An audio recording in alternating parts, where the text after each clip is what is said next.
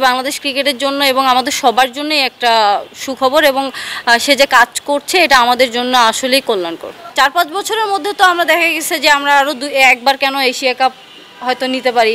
প্রথমত যেটা আপনি বললেন আমারটা নিয়ে, যে আসলে আমি বেশ অনেক বছর ধরেই তার সঙ্গে কাজ করছি, হয়তো সবসময় রেজাল্টটা আসে না, বাট এখন যে আমি আমার যে ওয়ার্ক এথিক্স এটা একটু চেঞ্জ করেছি, স্যার যেটা আমাকে চেঞ্জ করাইছে, এটা হয়তো শুরুতে অনেক বছর আমি ক্রিকেট খেলে ফেলেছিলাম, শুরুতে আমাকে অ্যাডপ্ট করাটা খুব ডিফিকাল্ট ছিল, যে হয়তো মেনে নেওয়াটা কষ্টকর ছিল, বাট এখন যেমন আমার আন্ডারস্ট্যান্ডিং লেভেলটা আগের থেকে বেটার হয়েছে এবং ওয়ার্ক এথিক্সটা চেঞ্জ হয়েছে, আমার এটাই আসলে আমার খেলাটাকে সহজ করে দিয়েছে। এবং স্যারের অবশ্যই সে যে লেভেলের কোচ এবং যে ধরনের চিন্তাধারা তার কোচিং কেরিয়ার নিয়ে এবং অন দ্য ফিল্ডে তার যে ধরনের অ্যাক্টিভিটিস, এটা তো অবশ্যই বাংলাদেশ ক্রিকেটের জন্য এবং আমাদের সবার জন্যই একটা সুখবর এবং সে যে কাজ করছে এটা আমাদের জন্য আসলেই কল্যাণকর। টপ 5-এ না 4-5 বছরের মধ্যে তো আমরা দেখা গেছে যে আমরা আরও একবার কেন এশিয়া কাপ হয়তো নিতে পারি। আর এখন ওয়ার্ল্ড ক্রিকেটে আসলে ওয়ানডে ক্রিকেটে চ্যাম্পিয়ন হওয়াটা কিন্তু ডিফিকাল্ট। আপনি হয়তো লাস্ট T20 ওয়ার্ল্ড কাপ দেখলেই বুঝতে পারবেন আসলে অন্যদের থেকে আমাদের ডিফারেন্সটা কত। তো আপনি যদি বলেন টপ 4-5-এ আমরা কন্টিনিউয়াস থাকার মতো একটা দল।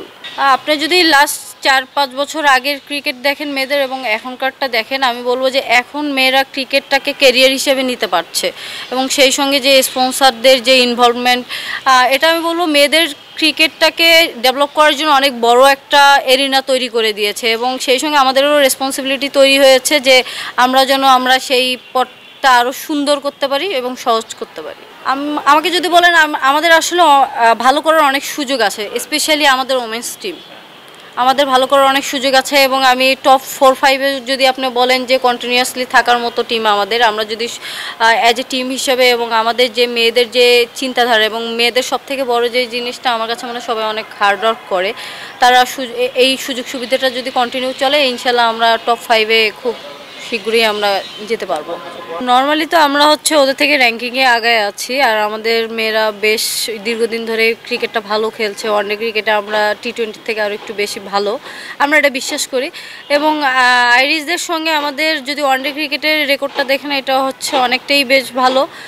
আমরা তো অনেকটাই আশাবাদী এবং সেই হিসেবে আমাদের প্রস্তুতিটা চলছে। আমরা আমাদের যে স্ট্রেংথ আছে আমরা সেটার উপরেই যাচ্ছি এবং তাদেরকে নিয়ে যতটুকু আমাদের হয়তো প্ল্যান করার, সেটা তো আসলে টিমের প্ল্যান, এটা তো আর এখানে বলবো না, বাট ভালো প্রস্তুতি হচ্ছে এবং আমরা খুবই আশাবাদী যে আমরা 3টা ম্যাচ নিয়ে আমরা সিরিজটা কীভাবে জিততে হবে বা আমাদের। এবং আপনি যেটা বললেন যে আসলে আমাদের জন্য 3টা ম্যাচই আমাদের জন্য ইম্পর্টেন্ট যদি আমরা ওয়ানডে ক্রিকেটে ওয়ার্ল্ড কাপটা খেলতে যাই।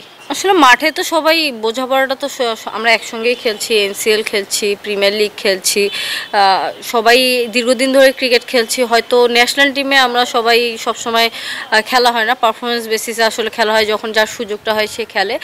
এটা যদি বলেন যে জুনিয়র সিনিয়র, আমি আসলে মাঠে আমার কাছে এটা ফ্যাক্ট না, আমরা আসলে যখন খেলি তখন অ্যাজ এ ক্রিকেটার খেলি, তো যে সিনিয়র তার জন্য অ্যাডভান্টেজ যে সে যখন উইকেটে থাকে সে হয়তো জুনিয়রটাকে ওইভাবে সে কিছুটা আগায় ফেলতে পারে এবং জুনিয়রটা আবার যে আসে সে হয়তো ফেয়ারলেস ক্রিকেট খেলতে পারে। দুটো মিলেই ভালো আমার কাছে মনে হয়, যে সবাই তো আসলে পারফর্ম করে আসছে।